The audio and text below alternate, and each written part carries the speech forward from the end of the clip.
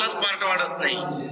असं नाही आता माझं वय झालं आणि माझ्या शरीराची वाढ जेवढी पाहिजे होती तेवढी झाली आणि नंतर तुम्ही मस्तपैकी खायला लागले. शरीर वाढणार आहे का? हात मोठे होणार आहे का? डोकं मोठं होणार आहे?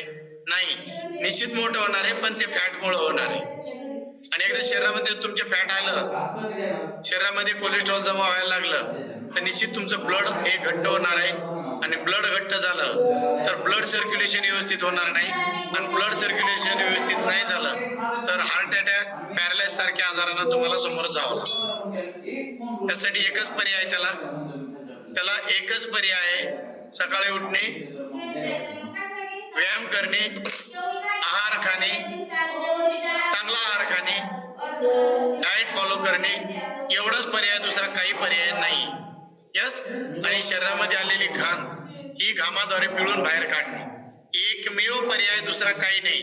मी सगळ्यांना गॅरंटीने सांगतो, विश्वासाने सांगतो, तुम्ही तुमच्या स्वतःच्या शरीरासाठी 1 तास द्या.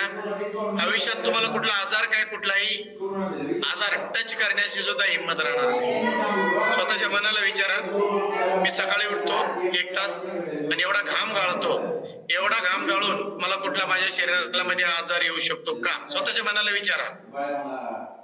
आणि नुसतं घाम गाळून मी फायदा होणार नाही, तिथं शरीराला खायला पण द्यावं लागेल. आपण जर त्या पैलवानाला बोललं खेळ कुस्त्या आणि खा डाळ भात, खेळ कुस्त्या खा डाळ भात, नाही होणार, त्याचे हातपाय तुटून जातील. लक्षात ठेवा.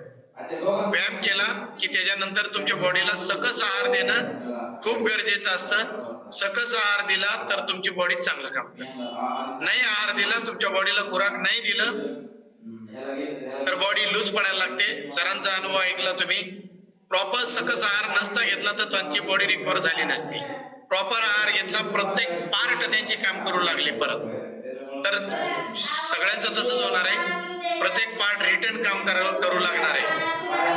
त्याला जे पाहिजे ते दिलं. जसं गाडीचं इंजन क्लीन केलं तर गाडीचं इंजन क्लीन केलं की सगळे पार्ट चालायला लागतात. तसं आपलं बॉडीचं इंजन क्लीन केलं आणि चांगलं जेवण दिलं तर लक्षात ठेवा, ते पार्ट परत काम करायला लागतो.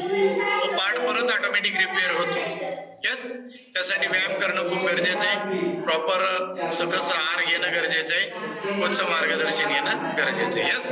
तर थँक्यू सर्वांना, all participate, all family member, सर्वांचं मी थँक्यू सांगतो. सर्वांना तुम्ही शेवटपर्यंत थांबलाय, सरांचा रिझल्ट ऐकलाय. नुसतं ऐकून काय होणार नाही. उद्यापासून व्यायाम करायला उठा, मस्तपैकी खा आणि चांगला आयुष्य जगा, एवढंच सांगितलं जाईल. यस. थँक्यू सर्वांना. बाय बाय सर्वांना.